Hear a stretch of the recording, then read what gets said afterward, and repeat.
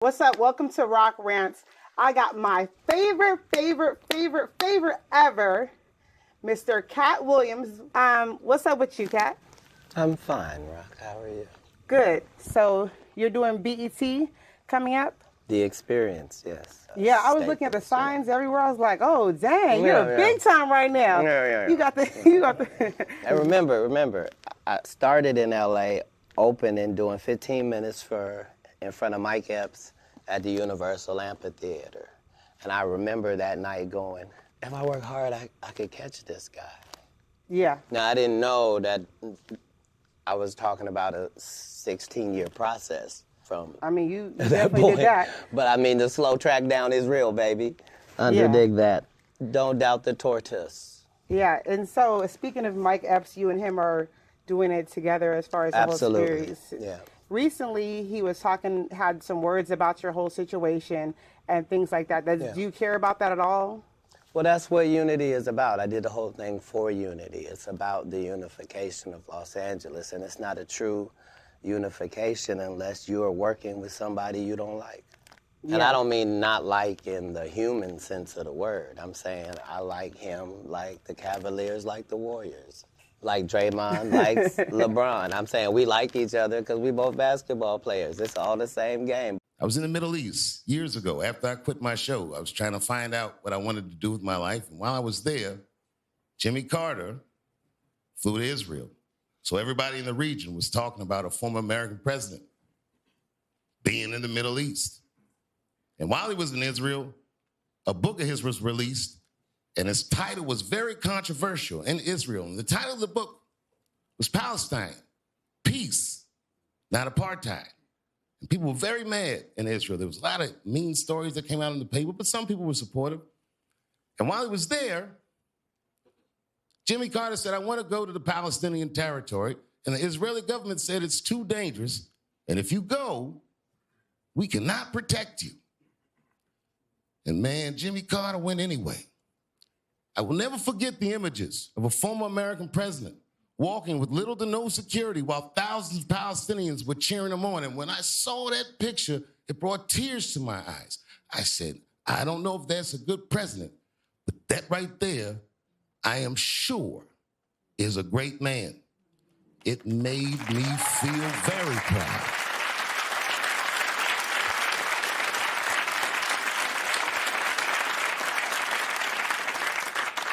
The presidency is no place for petty people.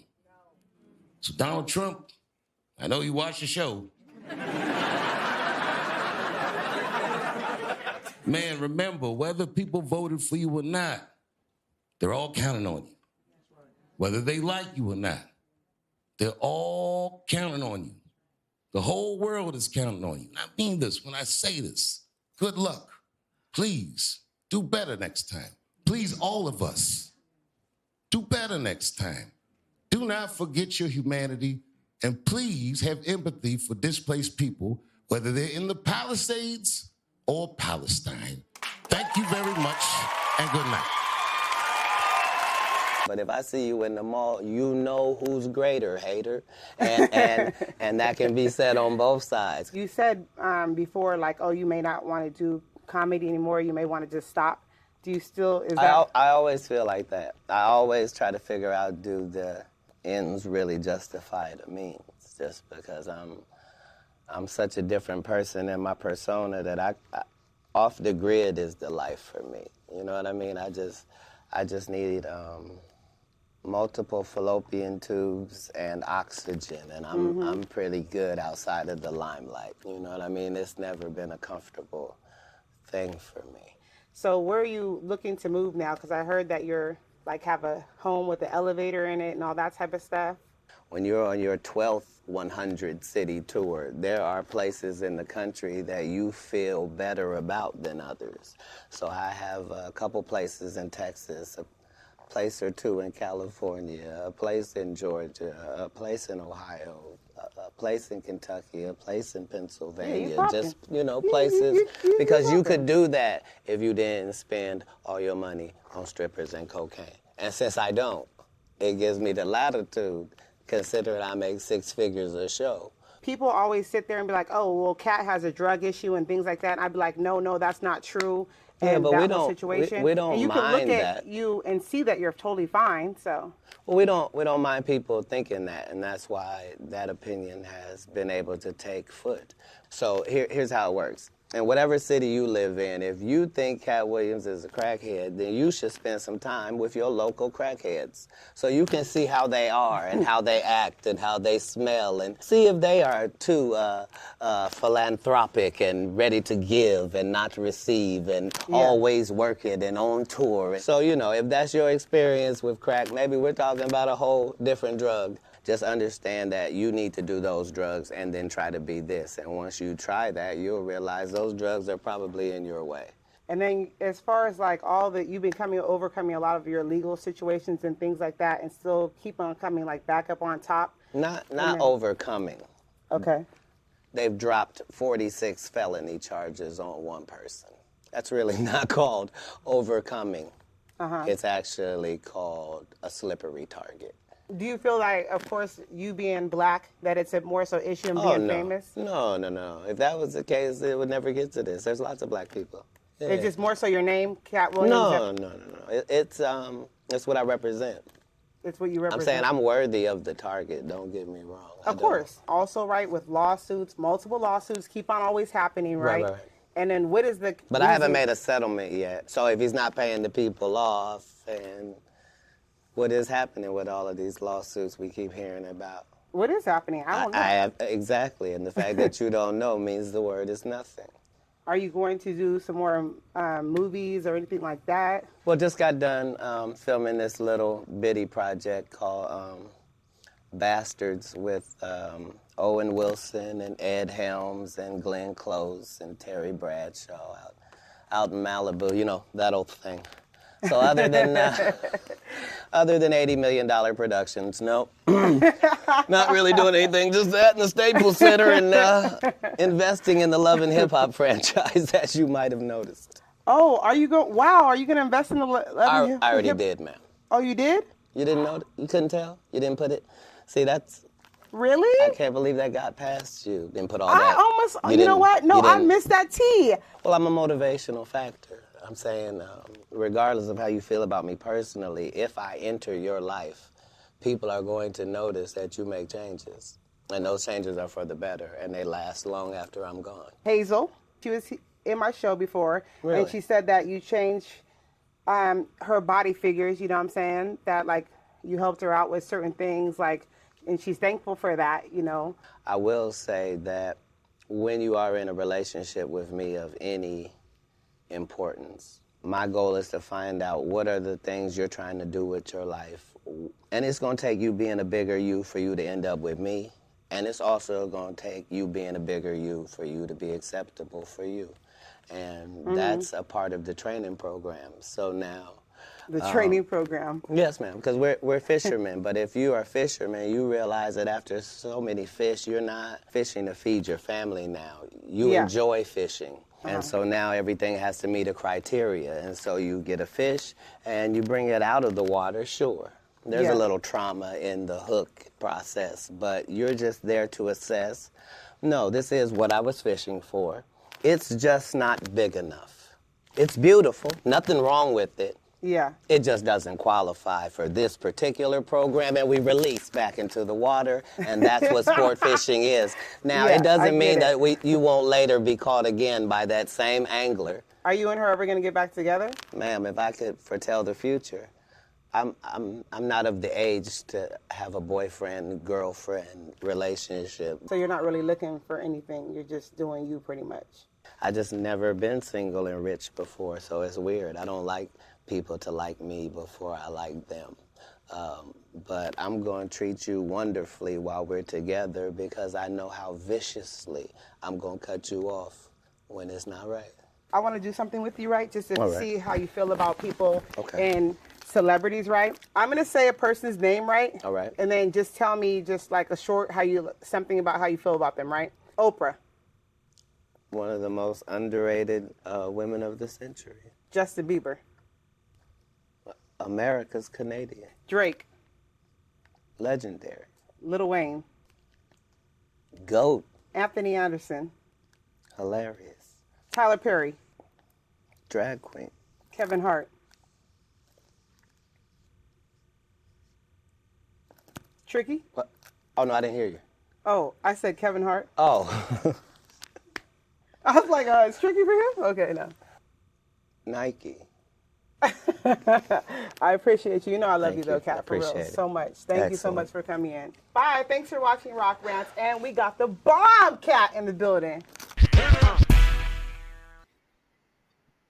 I had no idea that Cat Williams was a Superman fan though. He looks really good at the Superman hat. It reminds me of what was the name of this person again? It reminds me of what was the name of this again though? Um it reminds me of Spider-Man. Remember back in 2000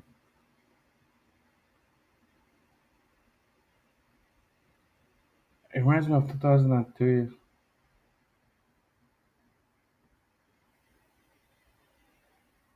2003 whereby 2004 when Spider-Man came out. I don't know if people remember that time. You know,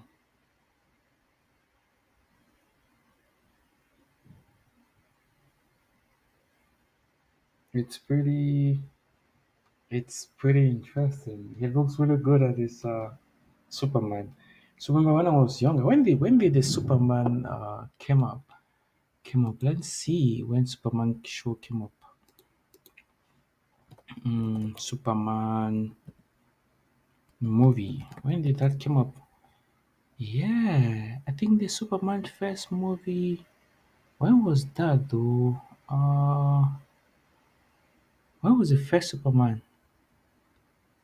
Damn! Can you imagine that the first Superman was released in 1978? That was a long time ago. So Superman has been there. Superman has been there.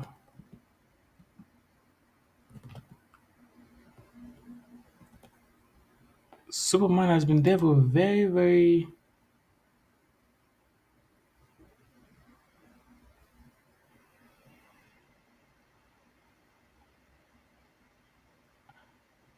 Superman has been there for a very, very, very,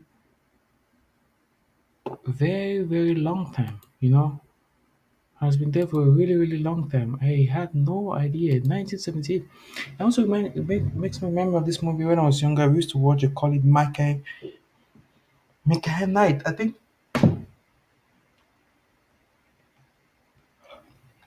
don't know. Maybe this is just my opinion. I think Elon Musk got this inspiration from Mickey Night.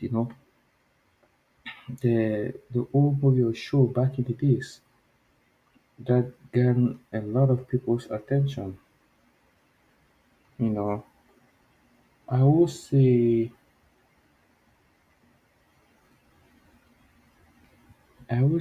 Superman is.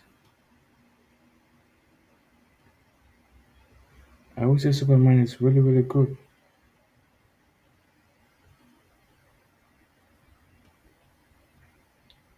I would say Superman is really, really good.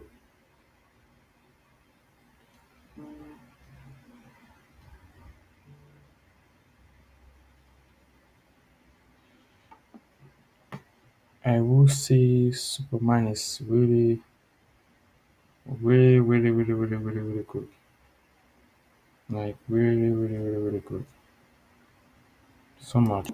Superman is really, really, really good. I just saw a post now where say Walmart is raising compensation from market managers for where they should raise that those people are doing so much and that is how Walmart makes its money. So if those managers that are working at those stores don't make a lot of money, how do you expect the company to make money?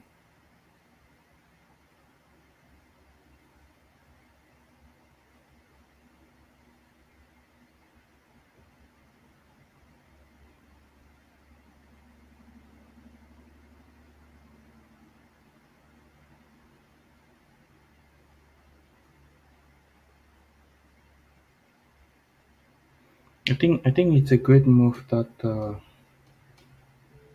I think it's a great move that Walmart is doing.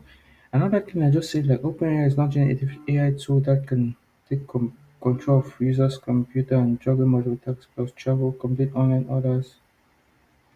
I wish I could do one call operators applications available to small groups of ChatGPT Pro subscriber research preview.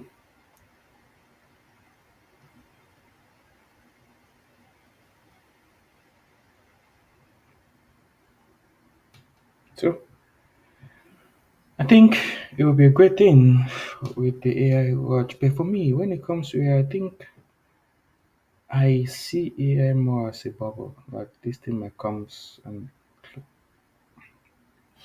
fizzles out one day, or it might settle down one day. That is how I see it. Or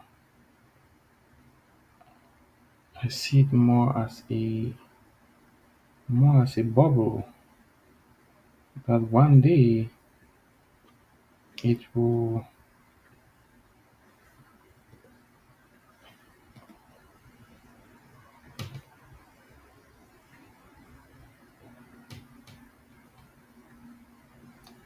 one day it will clamp down, and not just clamp down, but it could be something like